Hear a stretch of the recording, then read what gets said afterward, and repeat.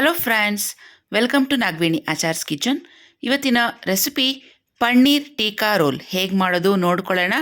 ಅದು ರೆಸ್ಟೋರೆಂಟ್ ಸ್ಟೈಲ್ನಲ್ಲಿ ಈಸಿಯಾಗಿ ಕಮ್ಮಿ ಖರ್ಚಿನಲ್ಲಿ ತುಂಬ ಟೇಸ್ಟಿಯಾಗಿ ಮನೆಯಲ್ಲೇ ತಯಾರಿ ಮಾಡ್ಕೋಬೋದು. ಹಾಗಾದರೆ ಬನ್ನಿ ರೆಸಿಪಿಯನ್ನು ಸ್ಟಾರ್ಟ್ ಮಾಡೋಣ. ಪನ್ನೀರ್ ಟೀಕಾ ರೋಲ್ ಮಾಡೋದಕ್ಕೆ ನಾನಿಲ್ಲಿ ಪನ್ನೀರ್ ತೊಗೊಂಡಿದ್ದೀನಿ. ಸುಮಾರು ಅರ್ಧ kg ಪನ್ನೀರ್ ತೊಗೊಂಡಿದ್ದೀನಿ. ನಾನಿವತ್ತು 5 ಜನಕ್ಕೆ ತಯಾರಿ ಮಾಡ್ತಾಯಿದ್ದೀನಿ. ಆದ್ದರಿಂದ ಅರ್ಧ kg ತೊಗೊಂಡಿದ್ದೀನಿ. ನಿಮಗೆ ಅಳತೆಗೆ ಎಷ್ಟು ಬೇಕೋ ನೋಡಿಕೊಂಡು ನೀವು ಪನ್ನೀರನ್ನು ತೊಗೋಬೋದು. ಪನ್ನೀರನ್ನು ಒಂದೇ ಸೈಜ್ನಲ್ಲಿ ಕಟ್ ಮಾಡ್ಕೊತಾ ಇದ್ದೀನಿ. ನಾನಿಲ್ಲಿ ತುಂಬ ಸಣ್ಣಕ್ಕೂ ಅಲ್ಲ ತುಂಬ ದೊಡ್ಡದಾಗೂ ಅಲ್ಲ, ಮೀಡಿಯಮ್ ಸೈಜ್ನಲ್ಲಿ ಪನ್ನೀರ್ಸನ್ನು ಕಟ್ ಮಾಡ್ಕೊತಾ ಇದ್ದೀನಿ. ನೀವು ನಾನು ಕಟ್ ಮಾಡ್ತಿರೋಂಥ ಪನ್ನೀರ್ಗಿಂತ ಇನ್ನೂ ಸ್ವಲ್ಪ ಸಣ್ಣ ಸೈಜ್ನಲ್ಲಿ ನೀವು ಕಟ್ ಮಾಡ್ಕೋಬೋದು. ನೋಡಿ ಹೀಗೆ. ಈಗಾಗಲೇ ನಮ್ಮ ಚಾನಲ್ನಲ್ಲಿ ಪನ್ನೀರ್ ಮನೆಯಲ್ಲೇ ಹೇಗೆ ತಯಾರಿ ಮಾಡ್ಕೋಬೋದು ಅಂತ ತೋರಿಸಿದ್ದೀನಿ. ಯಾರಾದರೂ ಹೊಸಬರಿದ್ದರೆ ದಯವಿಟ್ಟು ಹೋಗಿ ನೀವು ಚೆಕ್ ಮಾಡ್ಕೋಬೋದು. ಈಗ ತರಕಾರಿಗಳನ್ನು ಕಟ್ ಮಾಡಿ ಇಟ್ಕೊಂಡಿದ್ದೀನಿ. ಕ್ಯಾಪ್ಸಿಕಮ್ 3 ಬಣ್ಣದ್ದು, ಗ್ರೀನ್, ಯೆಲ್ಲೋ, ರೆಡ್ ಕಟ್ ಮಾಡಿ ಇಟ್ಕೊಂಡಿದ್ದೀನಿ. ಹಾಗೆಯೇ ಈರುಳ್ಳಿ ಕೂಡ ಸಣ್ಣ ಕುದ್ದಕ್ಕೆ ಕಟ್ ಮಾಡಿ ಇಟ್ಕೊಂಡಿದ್ದೀನಿ.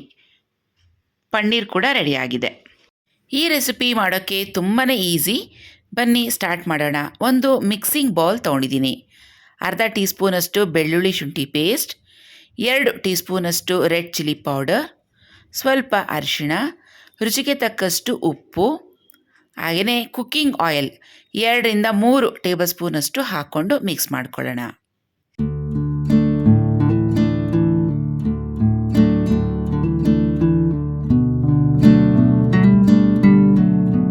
ಇದು ಚೆನ್ನಾಗಿ ಮಿಕ್ಸ್ ಮಾಡ್ಕೊಂಡಿದ್ದೀನಿ.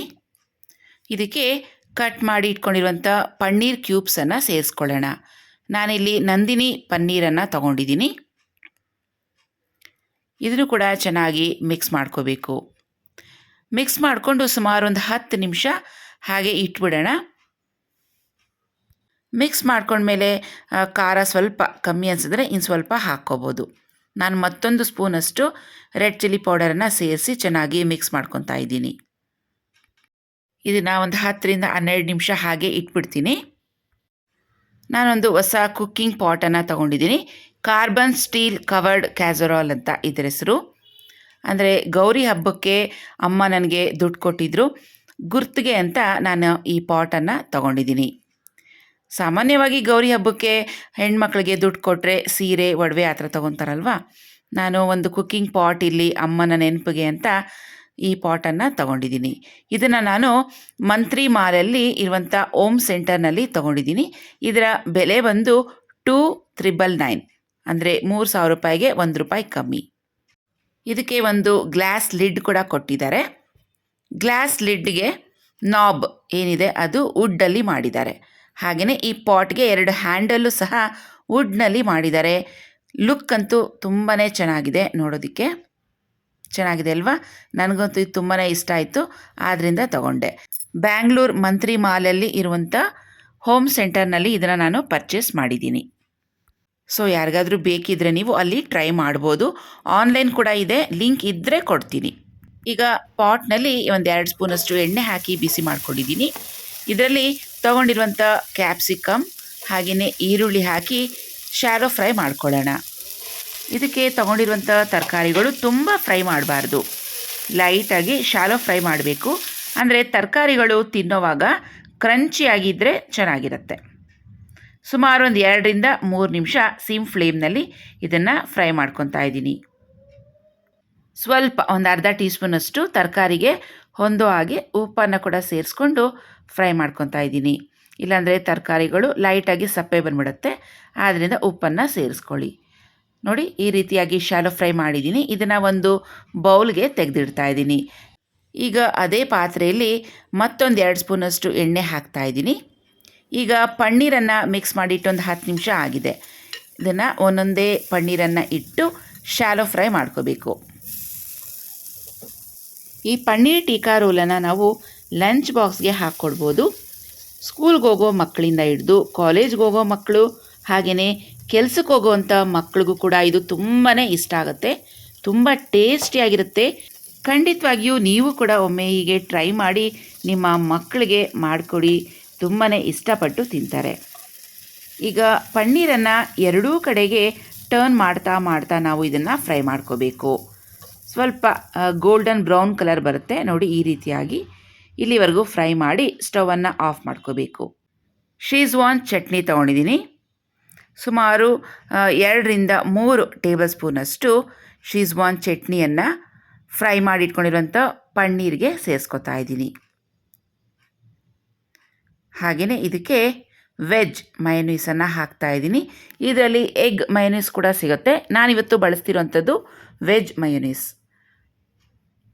ಸುಮಾರು 2-3 ಟೇಬಲ್ ಸ್ಪೂನಷ್ಟು ಹಾಕಿದ್ದೀನಿ. ಈಗ ಮಿಕ್ಸ್ಡ್ ಹರ್ಬ್ಸ್ ಅಂತ ಹೇಳ್ತೀವಿ, ಇಲ್ಲ ಆರಿಗೆನೋ ಅಂತ ಕೂಡ ಹೇಳ್ತೀವಿ. ಇದು ಪಿಜ್ಜಾಗೆ ಸೀಸ್ನಿಂಗ್ ಮಾಡೋದಕ್ಕೆ ಅಂತ ಯೂಸ್ ಮಾಡ್ತೀವಲ್ವ, ಇದನ್ನು ಸುಮಾರು 2 ಸ್ಪೂನಷ್ಟು ಹಾಕ್ತಾಯಿದ್ದೀನಿ.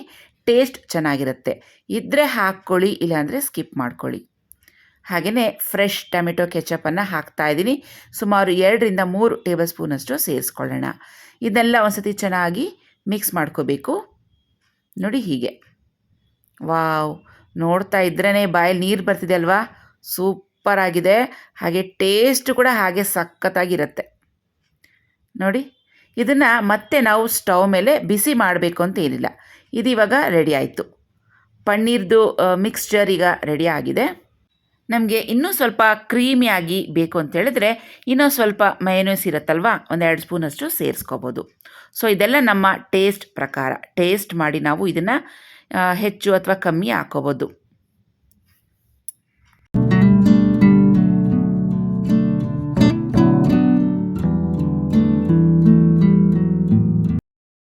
ಪನ್ನೀರ್ ಟಿಕ್ಕಾ ರೋಲ್ ಮಾಡೋದಕ್ಕೆ ಇವಾಗ ರೋಟಿ ಬೇಕಲ್ವಾ.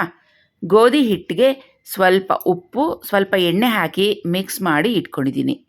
ನಾವೇಗೆ ರೆಗ್ಯುಲರ್ ಚಪಾತಿಗೆ ಹಿಟ್ಟನ್ನು ಮಿಕ್ಸ್ ಮಾಡಿ ಇಟ್ಕೋತೀವೋ ಅದೇ ರೀತಿಯಲ್ಲಿ ಮಿಕ್ಸ್ ಮಾಡಿ ಇಟ್ಕೊಂಡಿದ್ದೀನಿ. ಹಾಗೆಯೇ ಚಪಾತಿಗೆ ಎಷ್ಟು ಸೈಜ್ನಲ್ಲಿ ಉಂಡೆ ಮಾಡ್ಕೊತೀವೋ ಅಷ್ಟು ಸೈಜ್ನಲ್ಲಿ ಉಂಡೆಗಳಾಗಿ ಮಾಡಿ ಇಟ್ಕೋಬೇಕು. ತೆಳುವಾಗಿ ಬೇಕು ಅಂದರೆ ಉಂಡೆ ಚಿಕ್ಕದಾಗಿ ಮಾಡ್ಕೊಳ್ಳಿ. ದಪ್ಪವಾಗಿ ರೋಟಿ ಬೇಕಂದರೆ ಉಂಡೆ ಸ್ವಲ್ಪ ದಪ್ಪವಾಗಿ ಇಟ್ಕೊಳ್ಳಿ.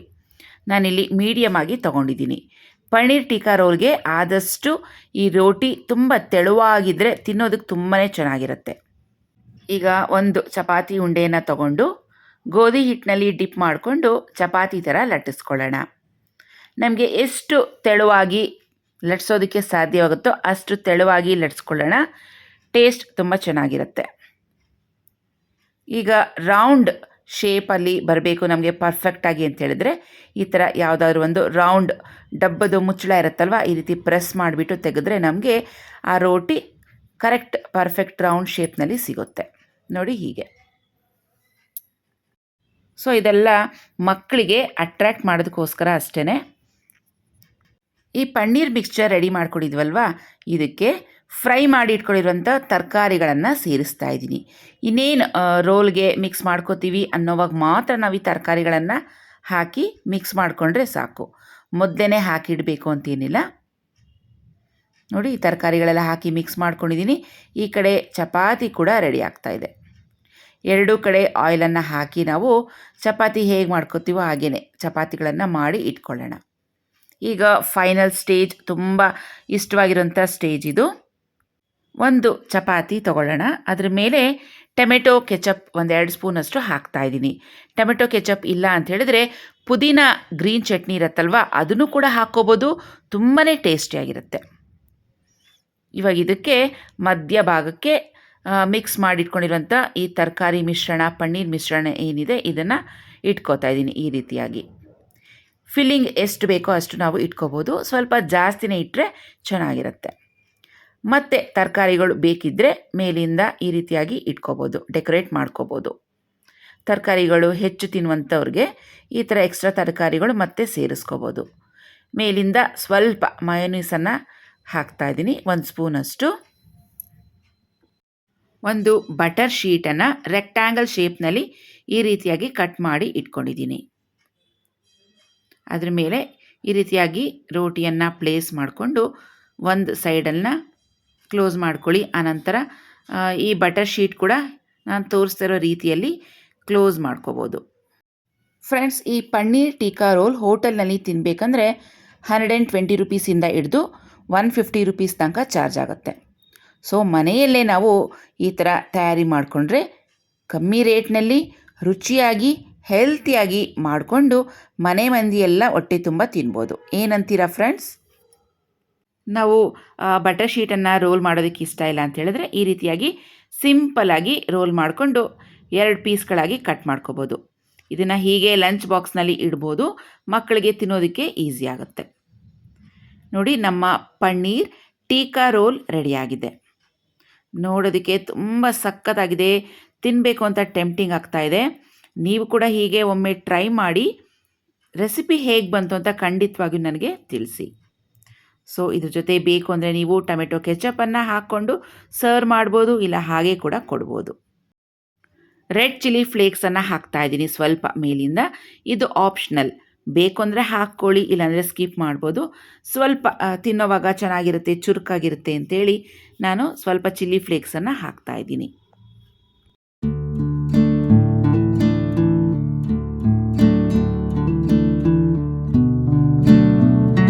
ಫ್ರೆಂಡ್ಸ್, ಪ್ರತಿಯೊಂದು ರೆಸಿಪಿ ವಿಡಿಯೋ ಮಾಡಬೇಕಾದ್ರೆ ಆ ವಿಡಿಯೋ ಹಿಂದೆ ಇರುವಂಥ ನಮ್ಮ ಪರಿಶ್ರಮ ಹೇಗಿರುತ್ತೆ ಅನ್ನೋದನ್ನ ಲೈವ್ ಆಗಿ ನಿಮ್ಮ ಜೊತೆ ನಾನು ವಿಡಿಯೋ ಮಾಡಿ ಶೇರ್ ಮಾಡ್ಕೊಂಡಿದ್ದೀನಿ.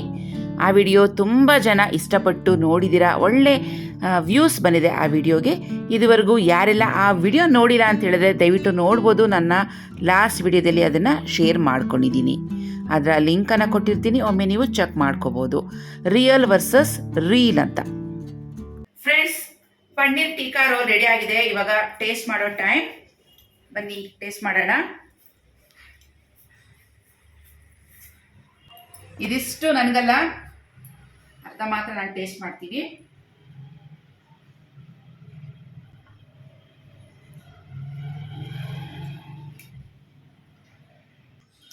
ತುಂಬ ಚೆನ್ನಾಗಿದೆ, ಕ್ರೀಮಿ ಆಗಿದೆ. ಅಂದರೆ ಹೋಟೆಲಲ್ಲೇ ಹೇಗೆ ತಿಂತೀವೋ ಸೇಮ್ ಅದೇ ಟೇಸ್ಟ್ ಇದೆ.